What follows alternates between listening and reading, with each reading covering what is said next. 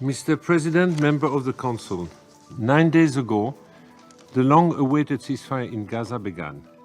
We are heartened by the return of Israeli hostages and imprisoned Palestinians to their families. We are encouraged by marked improvement in the flow of humanitarian aid and in operating conditions. We hope that the ceasefire will hold and then the tremendous suffering in Gaza will subside. UNRWA is the largest UN presence in Gaza, with 13,000 personnel and 300 premises. The agency is critical for supporting a shattered population and the ceasefire. And yet, in 2 days, our operation in the occupied Palestinian territory will be crippled as legislation passed by the Israeli Knesset takes effect. At stake is the fate of millions of Palestinians, the ceasefire, and the prospect for a political solution that brings lasting peace and security. Mr. President, in the wake of the ceasefire, we must contend with the devastation of the last 15 months and the enormity of the challenges ahead. A peer-reviewed study of deaths by traumatic injury in Gaza reveals that the mortality figures provided by the Ministry of Health is a minimum estimate. 46,000 deaths is likely an undercount by more than 40%. The study also confirms that the majority of those killed are women, children, and the elderly. Those who escaped death by bombardment, starvation, and disease have emerged shell-shocked.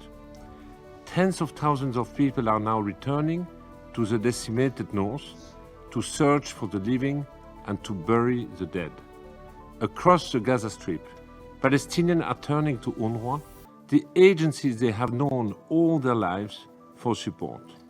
Curtailing our operation now, outside the political process, and when trust in the international community is so low, will undermine the ceasefire. It will sabotage Gaza's recovery and political transition. Member of the Council, full implementation of the Knesset legislation will be disastrous. In Gaza, undermining UNRWA's operation will compromise the international humanitarian response. It will degrade the capacity of the United Nations just when humanitarian assistance must be scaled up significantly. This will only worsen the already catastrophic living condition of millions of Palestinians. The government of Israel claims that UNRWA services can be transferred to other entities. In fact, the agency's mandate to provide public-like services to an entire population is unique.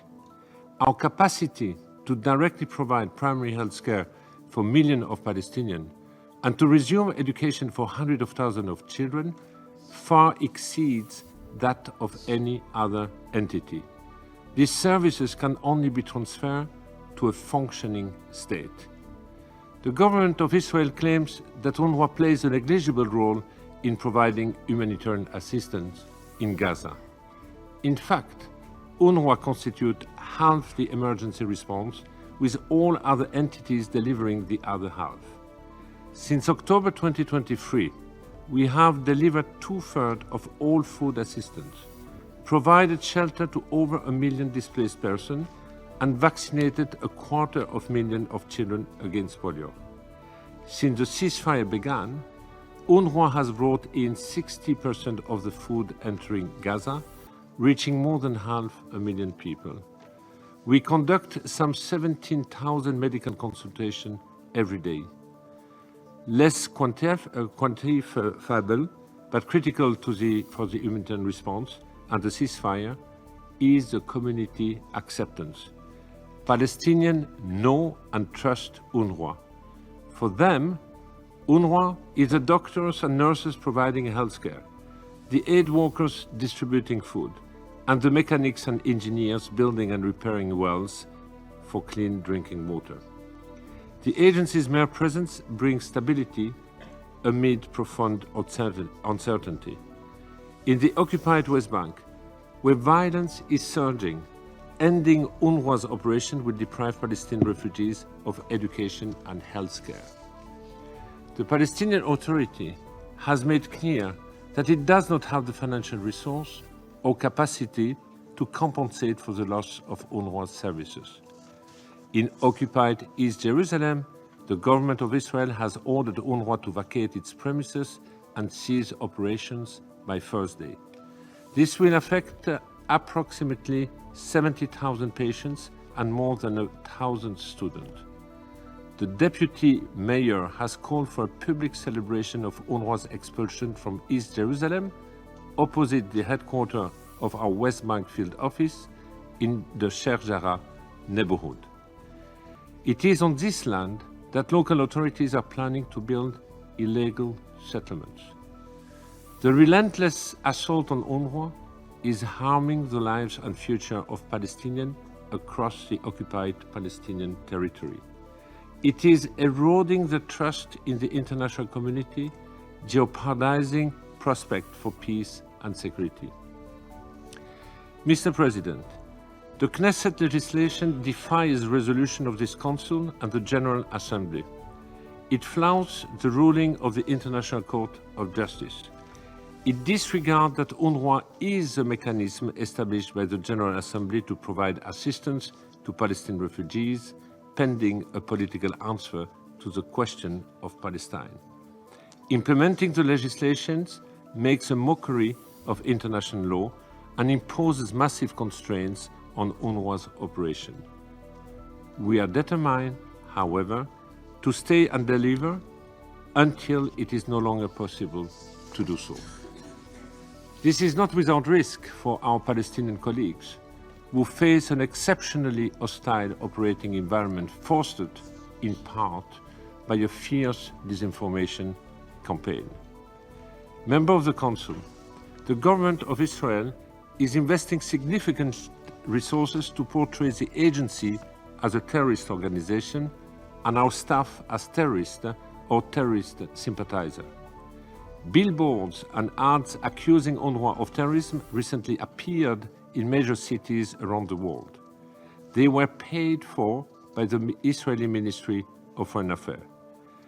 Google ad campaigns redirect those seeking information about the agency to websites replete with disinformation. The absurdity of anti-UNRWA propaganda does not diminish the threat it poses to our staff, especially those in the occupied West Bank and in Gaza, where 273 of our colleagues have been killed. It sets a precedent for governments to accuse a United Nations entity of terrorism as a pretext to clamp down on human rights. It sets a precedent for criminalizing humanitarian assistance and protection. This year, propaganda efforts spearheaded by the Israeli Foreign Ministry received a boost of $150 million. The political attacks on the agency are motivated by the desire to strip Palestinians of their refugee status, thereby unilaterally changing the long-established parameter for a political solution. The objective is to deny Palestinian refugees the right to self-determination and erase their history and identity. But let me be clear. The right of Palestinian refugees to protection and assistance are not derived from UNRWA's mandate. They exist independently of the agency. And if UNRWA ceases to protect and assist Palestinian refugees, their rights will not only remain, but there will be much greater emphasis on the right to return or to be resettled, for which UNRWA has no mandate.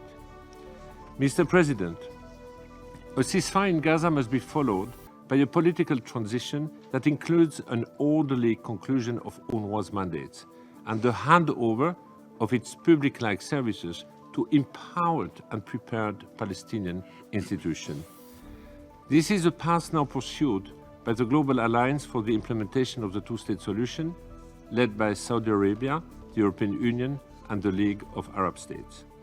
Only a political pathway of this nature can ensure the protection and welfare of Palestinian refugees and peace and security in the region and beyond. A clear choice lies before us.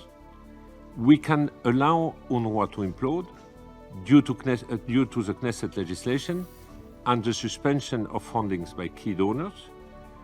The repercussions of this implosion will not be confined to national borders and will only further destabilize the region. Alternatively, we can allow the agency to progressively conclude its mandate within the framework of a political process. UNRWA was always meant to be temporary. A fair and lasting political solution would allow the agency to hand over its services and workforce to a Palestinian administration. UNRWA has much to offer in support of a political solution. The agency is the largest provider of primary health care in Gaza and the second largest in the West Bank. Our health services and expertise are integral to building a strong national health system. UNRWA has also a pivotal role to play in education. In Gaza today, 650,000 girls and boys are living in the rubble, learning nothing more than how to survive. They have already lost more than 2 years of learning. Absent a full-fledged state, only UNRWA has the capacity to bring these children back to learning. So great is the enthusiasm for resuming learning in Gaza that more than 260,000 children, half of them girls, enrolled in our online learning platform this month. If we fail to resume education in Gaza and to preserve it in the occupied West Bank, we will sacrifice an entire generation of Palestinian children.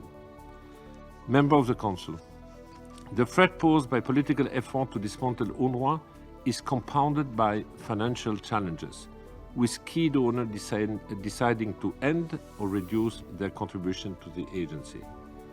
I'm appealing for an urgent increase in financial support to UNRWA, the early disbursement of allocated funds, and a review of funding currently on hold. I also take this opportunity to underscore the agency's long-standing commitment to neutrality. A detailed presentation at UNRWA's Advisory Commission meeting last November made clear that our high-level action plan to implement the recommendation of the Colonna report is on track. We will also continue to take all necessary steps to investigate credible allegations made against the agency and its personnel. Mr. President, Member of the Council, implementing the Knesset legislation will heighten instability and deepen despair in the occupied Palestinian territory at a critical moment. I'm seeking your decisive intervention in support of peace and stability in the occupied Palestinian territory and the broader region. First, push back against the implementation of the Knesset legislation. UNRWA's personnel and services are integral to the success of the ceasefire. Second, insist on a genuine political path forward that delineates UNRWA's role as a provider of education and healthcare. The agency is essential for ensuring a viable political transition. Finally, ensure that the financial crisis does not abruptly end UNRWA's life-saving work. The agency cannot continue to operate in the face of extraordinary challenges without adequate resources. In closing, I would like to share with you a message received from a young person in Gaza last week. It is a stark reminder of the heavy responsibility we bear. Quote, I'm writing to you from the rubble of a home that once was a place of warmth and life. Now, my days are spent searching for the most basic necessities like flour to feed my family. What truly breaks me is my helplessness in the face of children. Their innocent eyes seek safety I cannot provide, an answer I do not have. Around us, the elderly sit in silence, their hearts weighed down by decades of loss and suffering.